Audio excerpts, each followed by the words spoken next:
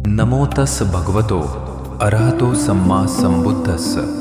नमो तस् भगवतो अरहतो सम्मा संबुद्धस्स। नमो तस् भगवतो अरहतो सम्मा संबुद्धस्स। नमो बुद्धाय।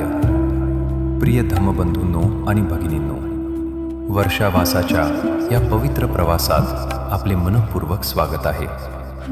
आजपासून सुरू होणाऱ्या या विशेष मालिकेत आपण वर्षावासाचा इतिहास, भगवान बुद्धांचे उपदेश, धम्मपदातील अमूल्य गाथा, प्रेरणादायी जातक कथा आणि आपल्या दैनंदिन जीवनात धम्माचा उपयोग कसा करावा हे समजून घेणार आहोत। सर्वप्रथम जाणून घेऊया वर्षावास म्हणजे काय।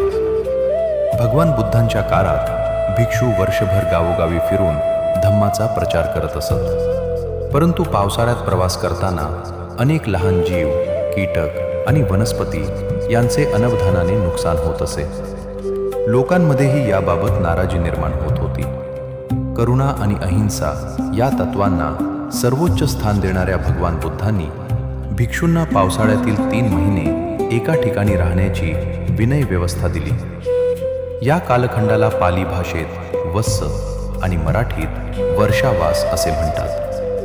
या काळात भिक्षू अधिक ध्यान करतात, धम्माचा अभ्यास करतात, विनयाचे पालन करतात आणि समाजाला धम्माचा लाभ देतात।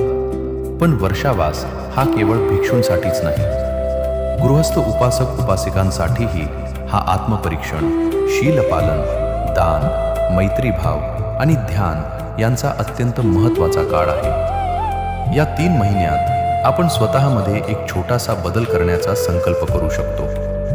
राग कमी करणे, खोटे बोलणे टाळणे, सर्व जीवांशी करुणेने वागणे, दररोज काही मिनिटे ध्यान करणे किंवा बुद्धवचनांचे चिंतन करणे। लक्षात ठेवा, धम्म म्हणजे केवळ ऐकण्याची गोष्ट नाही, तो जगण्याचा मार्ग आहे। चला, या वर्षावासात आपण सर्वजण ज्ञान, करुणा आणि प्रज्ञेच्या दिशेने एक पाऊल टाकूया।